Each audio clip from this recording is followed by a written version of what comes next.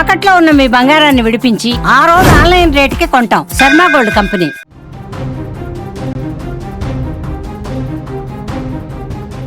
పొట్టి ఫార్మేట్లో తమకు తిరుగులేదని టీమిండియా మరోసారి చాటి చెప్పింది.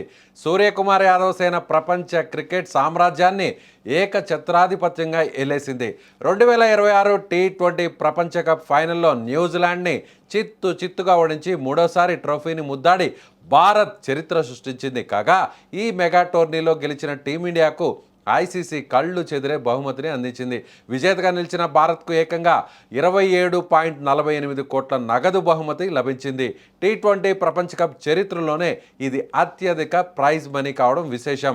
రన్నరప్గా నిలిచిన కివీస్ జట్టుకు 14,65,00,000 దక్కాయి. సెమీఫైనల్ చేరిన సౌత్ ఆఫ్రికా, ఇంగ్లాండ్ జట్లు చెరో 7.24 కోట్లను తమ ఖాతాలో వేసుకున్నాయి.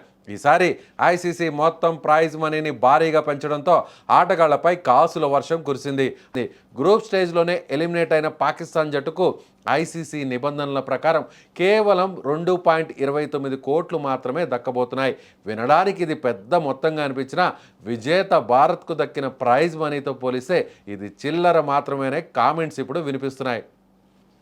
మైదానంలో ఆట కంటే వివాదాలతోనే ఎక్కువ కాలం గడిపే ఈ జట్టుకు ఈసారి దక్కిన నగదు బహుమతి వారు విమాన ఖర్చులకు సరిపోతుందో లేదే అని విమర్శకులు ఎద్దేవా చేస్తున్నారు.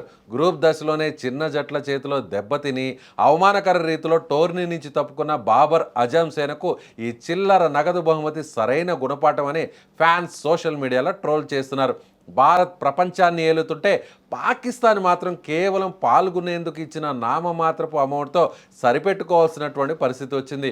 మరోవైపు బీసీసీఐ కూడా టీమిండియా ఆటగాళ్లకు భారీ నజరానాలను ప్రకటించేందుకు సిద్ధమైంది. ఐసీసీ ఇచ్చే 27.48 కోట్లు కాకుండా బోర్డు నుంచి అదనంగా కోట్లాది రూపాయలు ఆటగాళ్ల జేబులోకి వెళ్లనున్నాయి.